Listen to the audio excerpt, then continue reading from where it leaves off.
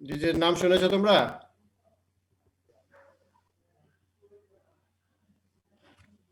Hello, জি sir. আচ্ছা, হ্যাঁ, মানিস disease নিয়ে আমরা একটু পড়াশোনা করি। কি বলছে মানিস ডিজিজ সম্পর্কে? মানিস ডিজিজ সংক্ষেপে বলা হয় MD, is a lymphoproliferative and neuropathic disease of domestic chickens, and less commonly in turkey quail, caused by highly contagious cell-associated oncogenic herpes virus, which is characterized by a mononuclear infiltration of peripheral nerves. এটা একটা জটিল একটা definition দিয়েছে। এখানে মোটামুটি সব পয়েন্টগুলোকে touch করেছে। যেমন বলেছে যে এটা একটা লিম্ফোপ্রলিফারেটিভ নিউরোপ্যাথিক ডিজিজ। এটা ডিজিজের ক্যারেক্টারিস্টিক সম্পর্কে বলেছে, যেটা নার্ভ সিস্টেমকে আক্রমণ করে। যখন কোনো ডিজিজ নার্ভ বডিতে নার্ভাস সিস্টেমে হয় বা কোনো অর্গানিজম নার্ভাস সিস্টেমে আক্রমণ করে, তখন সেই ডিজিজটাকে বলা হয় নিউরোপ্যাথিক ডিজিজ, অথবা ওই অর্গানিজমকে বলা হয় নিউরোট্রপিক অর্গানিজম। আচ্ছা, আবার যখন কোনো অর্গানিজম কোনো লিম্ফয়েড অর্গান বা লিম্ফোসাইটকে যখন প্রলিফারেট করে বা লিম্ফোসাইটকে যখন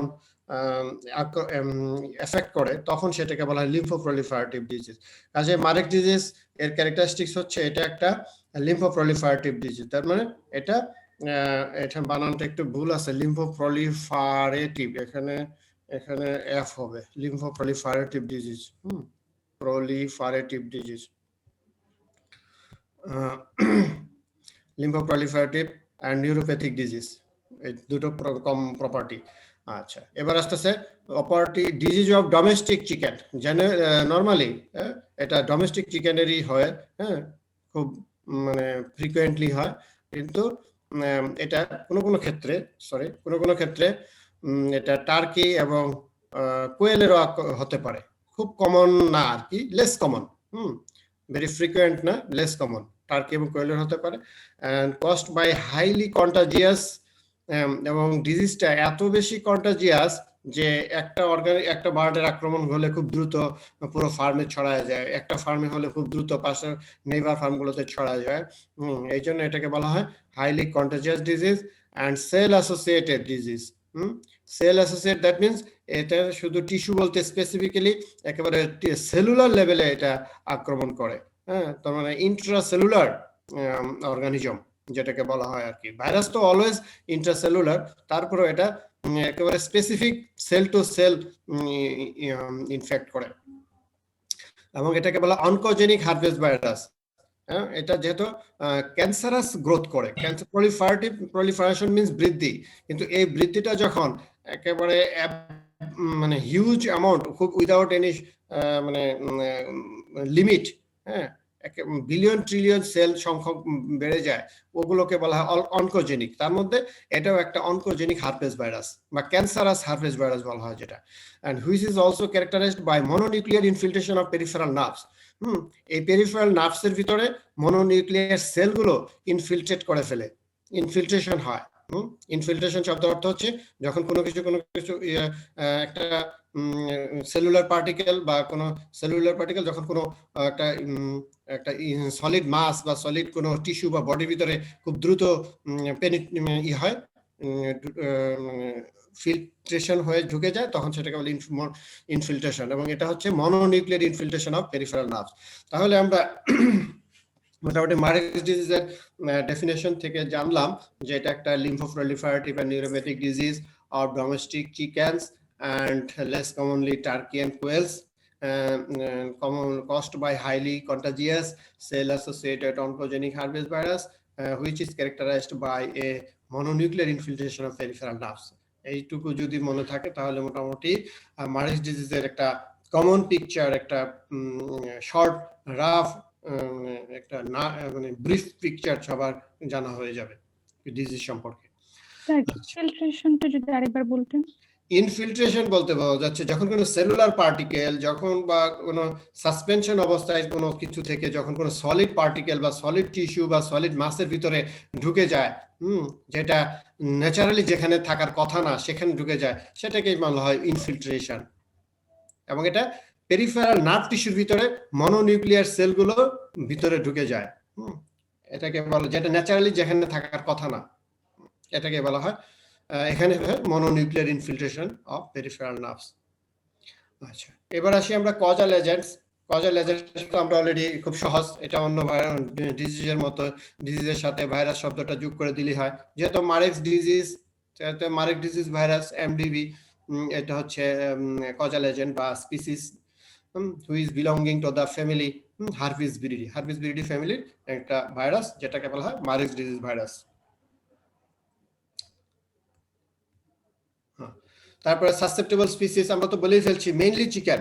ওই ডেফিনেশন থেকেই তোমরা একটা হাইলাইট, একটা মেসেজ পেয়ে যাবা, চিকেন এবং টার্কি এবং কোয়েলও হতে পারে লেস কমনলি, হ্যাঁ। এবং এই জন্যই বলছি mainly chicken. The other species maybe turkey, কোয়েলের সাথে সাথে আর আবার অ্যাড করে দিয়েছে ফিজিয়ান, পিজিয়ন, ডাক, গোস, ক্যানারি, সোয়ান, জাপানিজ কোয়েল, বার্জিরিগার ইত্যাদি হতে পারে, লেস কমনলি যেহেতু বলছে। আচ্ছা, distribution MD exist in poultry producing countries throughout the world. সকল মানে পোল্ট্রি প্রডিউসিং কান্ট্রিতে সারা বিশ্বে এটা বিস্তৃত, এক্সিস্ট করে, অবস্থিত। এজ অফ বার্ডস, এজ যদি আমি বলি, chickens are sometimes affected as early as third week of life, first third উইকের মধ্যে এটা আক্রমণ ঘটে এই ডিজিজের, but the disease usually appear between second to fifth month. আক্রমণ ঘটে থার্ড উইকের মধ্যে, কিন্তু ডিজিজটা অ্যাপিয়ার করে দ্বিতীয় মাস থেকে পঞ্চম মাসের মধ্যে। তাহলে এটা কি বোঝাচ্ছে, এই ডিজিজ, এই ভাইরাসটা লং ইনকিউবেশন পিরিয়ড পাস করে। তার মানে ইনফেকশন হয়ে গেছে কিন্তু ডিজিজ আকারে নাই, তার মানে এই না যে এটা ইনফেকশন হয় নাই, অনেক দিন পরে, ধরো 2 থেকে 5 মাস বয়স পর্যন্ত এটা ইনকিউবেশন থেকে বের হয়ে আসে ডিজিজ আকারে দেখা যেতে পারে। তাহলে তোমাকে অবশ্যই কি করতে হবে, third week of life, third week of age of life এর একদম ভেরি আর্লি স্টেজে তোমাকে ভ্যাকসিনেশন কমপ্লিট করতে হবে। এই জন্য মারেক্স ডিজিজের ভ্যাকসিন কখন নেওয়া হয়, একদম ডে ওল্ড চিক্স এর বডিতে তার মারেক্স ডিজিজের ভ্যাকসিন দিয়ে দেওয়া হয়, যার ফলে এটা আর ইনফেকশন করতে না পারে। কারণ হ্যাচারিতে থেকে বের করে ট্রান্সপোর্টেশনের সময় ফার্মে নিয়ে যাওয়ার আগেই এটাকে ভ্যাকসিন দিয়ে নেওয়া ভালো, এই পয়েন্ট অফ ভিউতে, যেটা আমরা পরে বলবো আর কি। আচ্ছা, এবার ট্রান্সমিশনের কথা যদি আমি চিন্তা করি, তাহলে ট্রান্সমিশন কিভাবে হতে পারে, ডাইরেক্ট ইনডাইরেক্ট দুটোই হতে পারে, এয়ারবর্ন রুটে হতে পারে। Affected follicular epithelial cell are detached when molted feathers to serve as a source of contamination. তাহলে দেখো, ফলিকুলার ইপিথেলিয়াল সেল এফেক্ট করে, তার মানে তার যে ফিদার, বা বডির যে হেয়ার বা ফিদার, বার্ডের ক্ষেত্রে আমরা ফিদার বলবো, ফিদারটা যেখানে বডির সাথে কন্ট্যাক্টে থাকে বা যেখানে তার রুটটা, ওই রুটের ভিতরে তার ভাইরাস ইনফেকশন মানে পারসিস্ট করে, যেহেতু পেরিফেরাল নার্ভস থেকে সে নার্ভের ভিতরে ইনফিল্ট্রেট করে, মনোনিউক্লিয়ার ইনফিল্ট্রেশন হয়। তাহলে কি হবে, একদম প্রত্যেকটা ফলিকুলার ফিদার ফলিকুলার ভিতরে তার ইপিথেলিয়াল সেলস এর মধ্যে থাকে। আচ্ছা, যখন এই ফলিকুল বা ফিদারটা যখন ডিটাচ হবে, যখন বার্ড প্রতি নিয়তই তো ফিদার মোল্ড করে নাকি, বডি থেকে ঝরে পড়ে, তাহলে এটা কি করবে, ওইভাবে ওই মোল্টেড ফিদারের সাথে সে এনভায়রনমেন্টে বা পরিবেশে ছড়ায় যায়। তাহলে এই সোর্সটা, তাহলে ইনফেকশনের সোর্সটা কোনটা বুঝলাম, feathers and danders of affected bird, এইটাই হলো মূল মানে সোর্স অফ ইনফেকশন।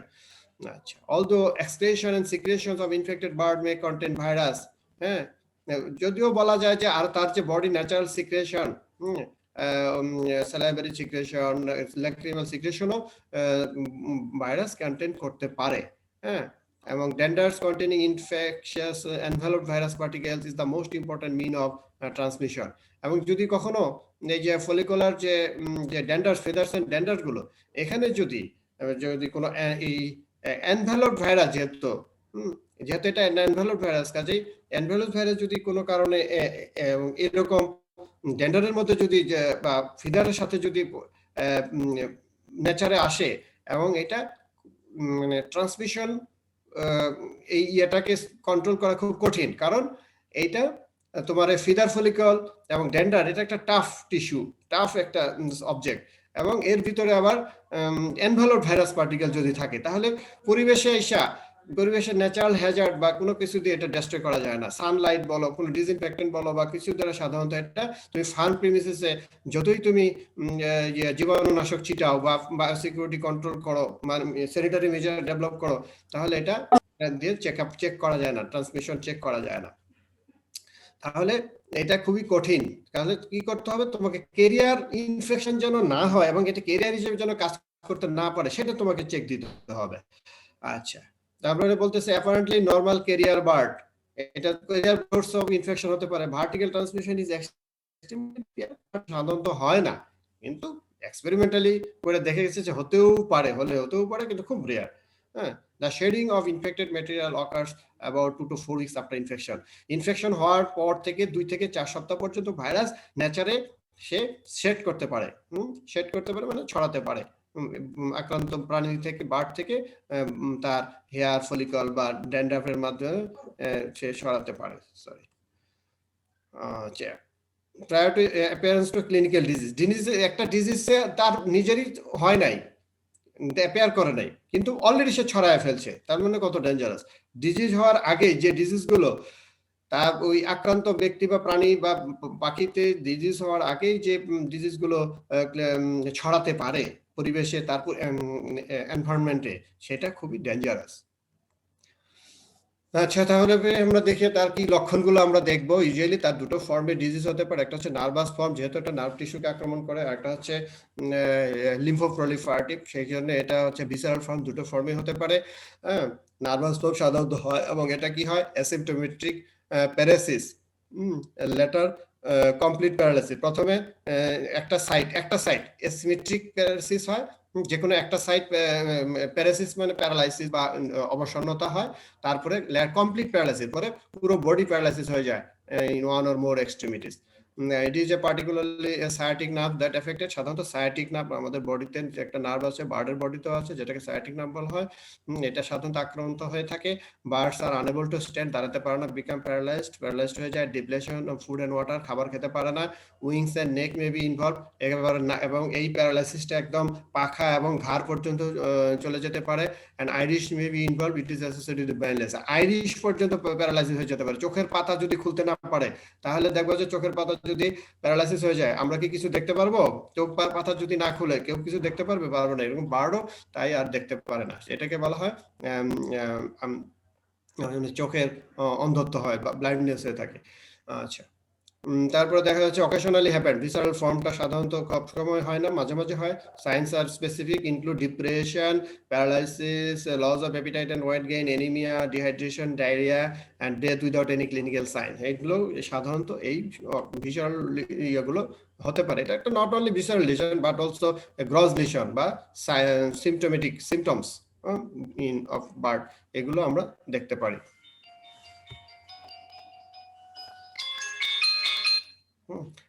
তারপরে ট্রিটমেন্ট অ্যাডমিনিস্ট্রেশন, এটা কি হতে পারে আমরা দেখি। Administration drug of feed in water, এটা আসলে অ্যাডমিনিস্ট্রেশন ঔষধ দেওয়া, এটা একটা কথার কথা। আসলে রোগ আক্রান্ত হয়ে গেলে বার্ডের ক্ষেত্রে একটা ওইভাবে ঔষধ দিয়ে ভাইরাল ডিজিজ আসলে করা খুব কঠিন। তারপরেও এটা সিমটোমেটিক কিছু ট্রিটমেন্ট দেওয়া যেতে পারে, দিলে এর ফলাফল খুবই খুবই খুবই হয়। সাধারণত এটা হয় না, এটা খুবই আর কি খুবই মানে কস্ট ইফেক্টিভ না, যার জন্য এটা নেই। তার জন্য আমাকে কন্ট্রোল মেজার্সে যেতে হবে। কন্ট্রোল মেজার্সের ক্ষেত্রে আমাকে অবশ্যই চিন্তা করতে হবে যে এটা ভ্যাকসিনেশনের মাধ্যমে, তারপরে হাইজেনিক মেজার, তারপর সিলেকশন ফর জেনেটিক রেজিস্ট্যান্স। তো ভ্যাকসিন চিন্তা করতে হবে। Vaccine is the first choice of tools, যেটা দিয়ে আমরা করতে পারি। তারপরে আমরা হাইজেনিক মেজার্স তো নিতেই হবে। তারপরে জেনেটিক রেজিস্ট্যান্স কোনো ভ্যারাইটি বা ব্রিড যদি পাওয়া যায়, তা সেটাকে আমরা অ্যাডপ্ট করতে হবে। তাহলে আমরা মারেক ডিজিজকে নিয়ন্ত্রণে রাখতে পারবো এবং আমাদের ফার্মকে লাভজনক করতে পারবো। এই হলো মোটামুটি মারেক্স ডিজিজ সম্পর্কে আলোচনা। ঠিক আছে, ক্লিয়ার সবার? জি স্যার। তাহলে আমরা পরবর্তীতে আরেকটা ডিজিজ সম্পর্কে চলে যাই। এটাই আমাদের ভাইরাল ডিজিজ হিসেবে 1 মিনিট, আমি একটা ফোন আসছে তার সাথে।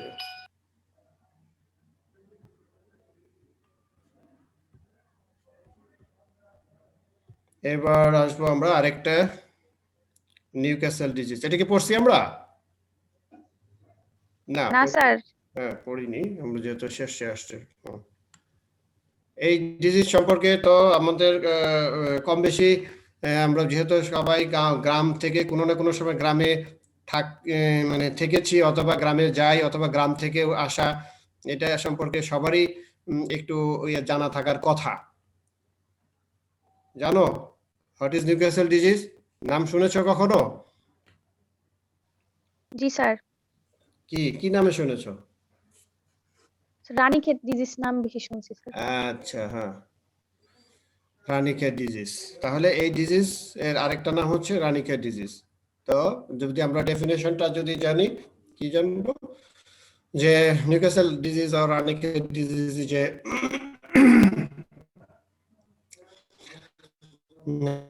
highly contagious disease of domestic poultry, এর মধ্যে কেজও হতে পারে এবং এভিয়ারি যে বার্ড যেটাই হতে পারে না কেন, এবং ওয়াইল্ড বার্ড। তার মানে এক কথায় আমরা বলতে পারি ডোমেস্টিক বার্ড, ওয়াইল্ড বার্ড সবার হতে পারে। ডোমেস্টিক এর মধ্যে এভিয়ারি আর কেজ সবই হতে পারে, সবগুলোতে হতে পারে। and characterized by digestive, respiratory and nervous signs and cecal hemorrhage.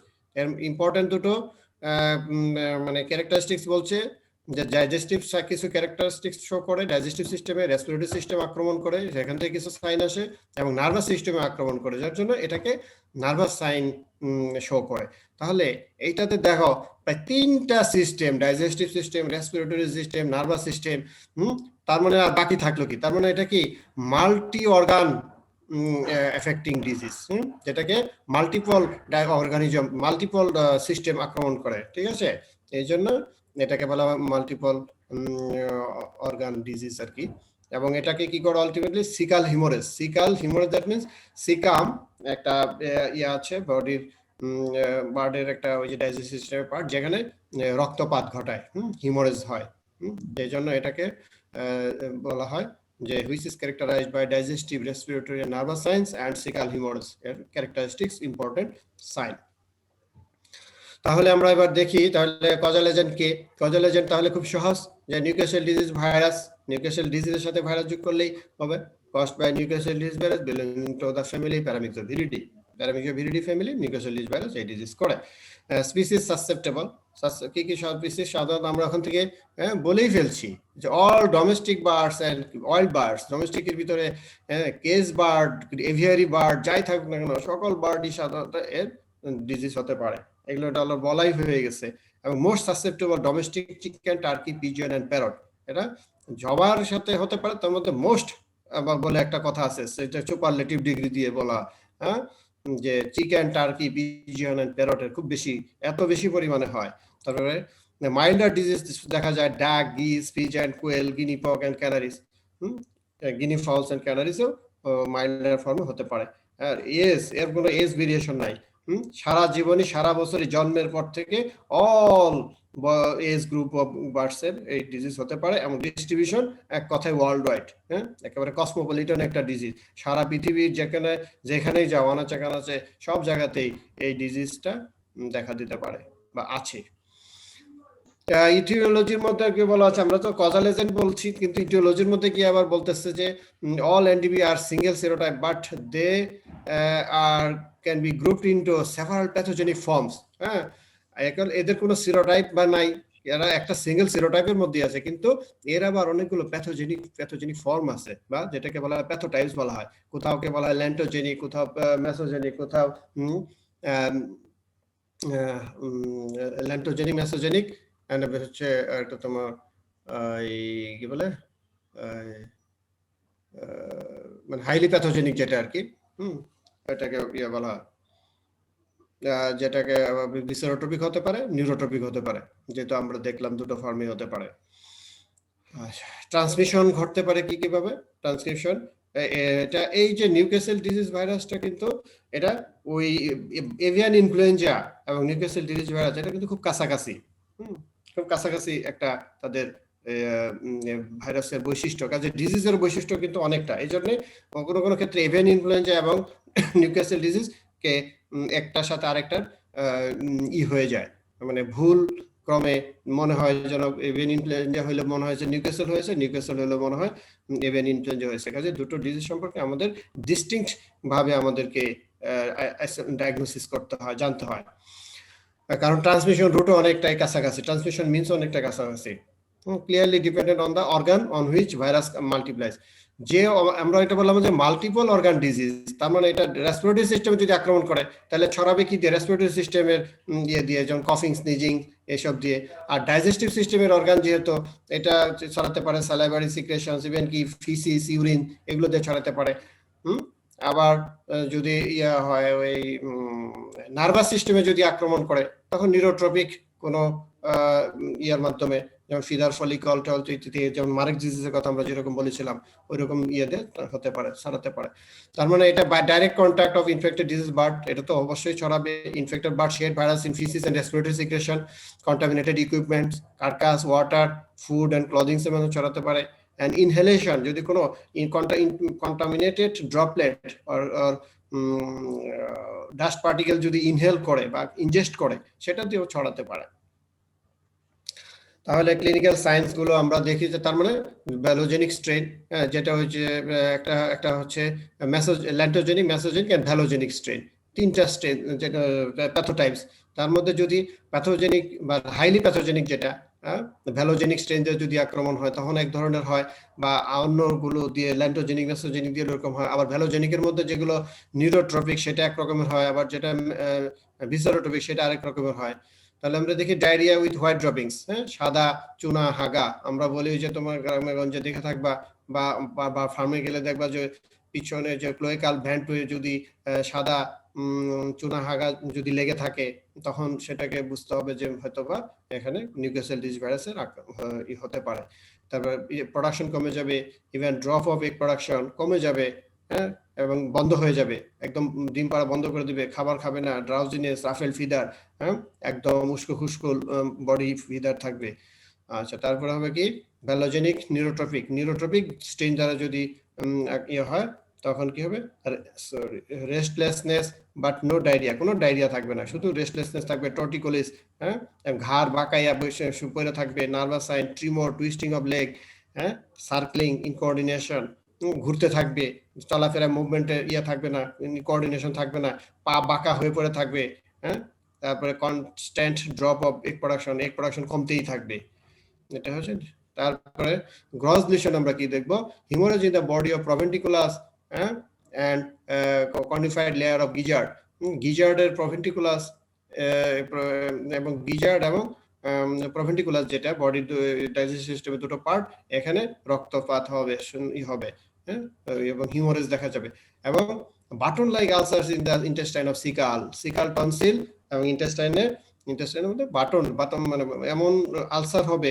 যেটা যখন ক্ষতটা দেখতে মনে হবে বাটনের মতো এইগুলো যদি আমরা ডিসিশন দেখতে পাই তখন বোঝা যাবে যেটা নিউক্যাসল ডিজিজ ভাইরাস আচ্ছা এখন আমাদের কন্ট্রোল করা খুব ওই যে আমরা এখানে সংক্ষেপে বলছি যে বায়োসিকিউরিটি মেনটেন করতে হবে disposal of infected and exposed product and strict quarantine and movement control করতে হবে decontamination of removing virus tracing and surveillance to determine the extent of infection এগুলো আমাদেরকে স্ট্রংলি ফলো করলে আমরা নিউক্যাসল ডিজিজ বা Ranikhet disease ভাইরাসটাকে আমরা নিয়ন্ত্রণ করতে পারবো আর প্রিভেন্ট করতে পারার জন্য কি করতে হবে অবলিগেটরি ভ্যাকসিনেশন তোমাকে অবশ্যই ভ্যাকসিন দিতে হবে flock should have to stand with healthy bird শুরু করতে হবে হেলদি বার্ড দিয়ে ফ্লক দিয়ে বায়োসিকিউরিটি মেনটেন করতে কুল চেইন অফ ভ্যাকসিন তুমি দিবা কিন্তু ভ্যাকসিন দিতে গেলে যদি কুল চেইন মেনটেন না করো যদি কার্যকর ভ্যাকসিন চাও তাহলে অবশ্যই তোমাকে মানে ভ্যাকসিন তার বডিতে দেওয়ার আগ পর্যন্ত ভ্যাকসিনটা ওকে ছিল কিনা সেটা নিশ্চিত করতে হবে তার একটা ইম্পর্টেন্ট হচ্ছে কুল চেইন মেনটেন করতে হয় ঠিক আছে, কোল্ড চেইন যদি নষ্ট না করো তাহলে তো লাইভ ভ্যাকসিনগুলো আগেই নষ্ট হয়ে যাবে, ভ্যাকসিন দিলে ভ্যাকসিন ফেলিউর হয়। এটা দোষ কিন্তু ভ্যাকসিনের না, দোষ হচ্ছে ভ্যাকসিন যারা প্রিজার্ভ করেছে, ভ্যাকসিন যারা ট্রান্সপোর্ট করেছে তাদের দোষ। কাজেই এইটা অবশ্যই খেয়াল রাখতে হবে, তাহলে আমরা আমাদের ফ্লককে এই নিউক্যাসল ডিজিজ মুক্ত রাখতে পারবো, তথা রানিকেট ডিজিজ মুক্ত রাখতে পারবো। এভাবে আমরা সকল ব্যাকটেরিয়া ভাইরাল ডিজিজকেই আমরা এইভাবে আনার চেষ্টা করব। এইভাবে বায়োসিকিউরিটি মেনটেন ভ্যাকসিনেশন করে আমরা ইয়ে করতে পারবো। তো ছিল মোটামুটি আমাদের ভাইরাল ডিজিজগুলো সম্পর্কে আমরা পড়লাম। এখন মোটামুটি আমরা আমার পার্টের এই টপিকগুলো আমরা মোটামুটি শেষ করার চেষ্টা করলাম। এখন বলো, তোমাদের কোনো প্রশ্ন আছে?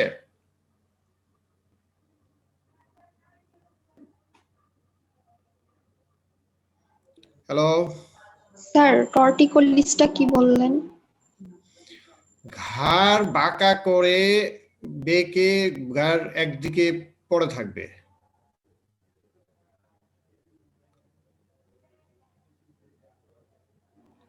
বার্ডের ঘাড় তো মাথাটা তো একটা নর্মাল সাধারণ ডিরেকশন থাকে, এবং এটা যদি পেঁচায় মুচড়ায়া যদি মানে উপর দিকে উঠে থাকে, পড়ে থাকে, ওইটাকে কন্ডিশন বলা হয়। জি স্যার। আর কিছু?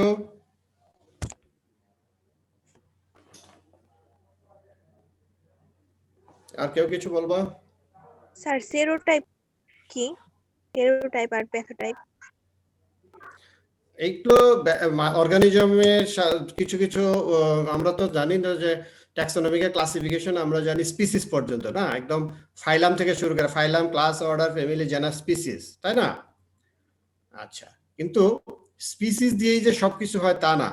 যেমন আমি একটা উদাহরণ দেওয়ার জন্য এটা এরকম সবসময় বলে থাকি যে আমরা তো সবাই মানুষ না, ইভেন কি আমরা কি হোমোসাপিয়ান আমাদের স্পিসিস, কিন্তু মানুষ হলেও আমাদের মধ্যে কি সব মানুষই কি একরকম? মানুষের তো মানুষের মধ্যে অনেক তফাৎ আছে। কিরকম?